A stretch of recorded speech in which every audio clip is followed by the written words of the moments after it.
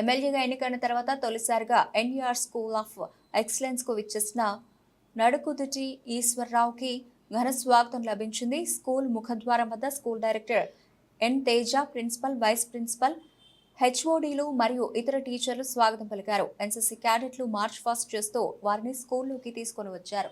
దారి పొడవునా పిల్లలు పుష్పాలు జల్లి తమ ఆనందాన్ని వ్యక్తం చేశారు. తర్వాత జరిగిన అసెంబ్లీలో స్కూల్ డైరెక్టర్ తేజ మాట్లాడుతూ సాధ్యం కానిది అంటూ ఏదీ లేదని స్కూల్ చైర్మన్ నిరూపించారని అన్నారు.